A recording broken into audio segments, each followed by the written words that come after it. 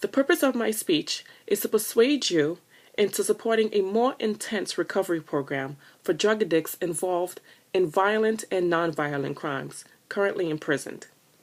By the end of my speech, you'll believe that an increased emphasis on treatment is the best option for disrupting the unnecessary use of judicial resources for crimes committed by individuals with drug issues.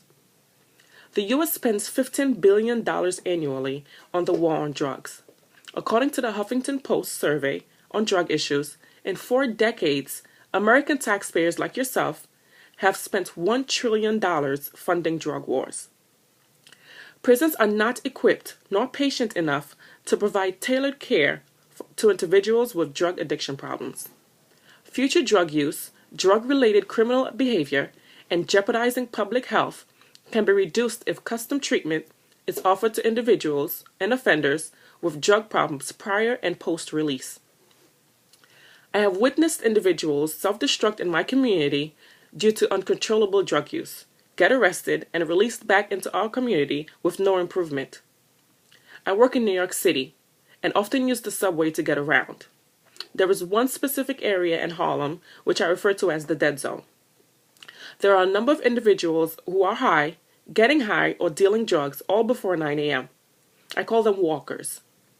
It is shocking to me that these individuals are not getting any attention from the state, but only law enforcement when they are committing crimes. There are needles, feces, throw up, and other health hazardous objects and actions taking place where children pass through to go to and from school, and where individuals like myself, and yourself I'm sure, have to wiggle through to get to their destination.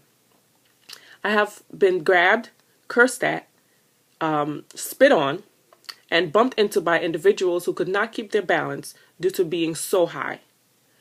These are our communities where we raise our children. We pay taxes on our hard-earned money as investments into our future and to keep our communities safe. Peace of mind is priceless. Knowing that our friends won't be victims to drug addicts' violent actions to support their habit, or our children can walk through the community without witnessing such havoc. In order to keep drug addicts from criminal behavior, repetitive incarceration, and putting public health at risk, more radical measures in their treatment, in addition to imprisonment, should be enforced in judicial punishment. As I have said, drug use can result in violent behavior, poor and impeded judgment.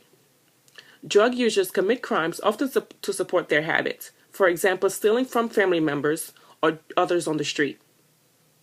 Statistics taken from drugabuse.gov show 1 in 4 violent offenders in state prisons committed their offenses under the influence of drugs, and 1 in 3 fatally injured drivers tested positive for drugs. Implications of drug use are but not limited to loss of family, employment, and domestic violence, including child abuse. Imprisonment is not the solution for nonviolent offenders.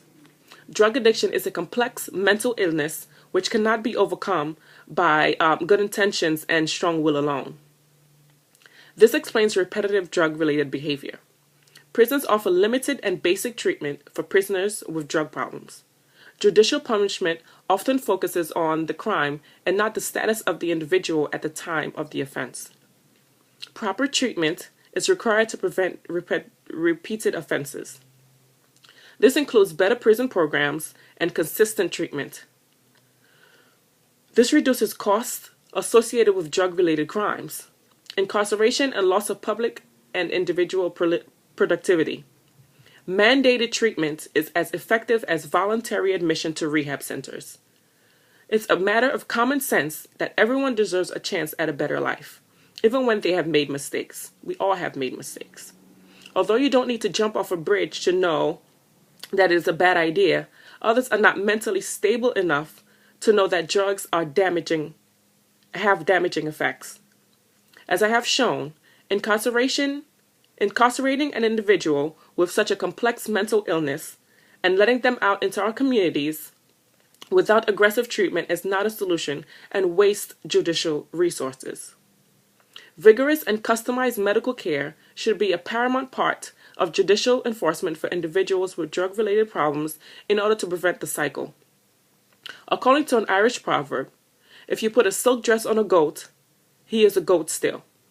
Why continue using a method which does not work nor benefit our community or our economy?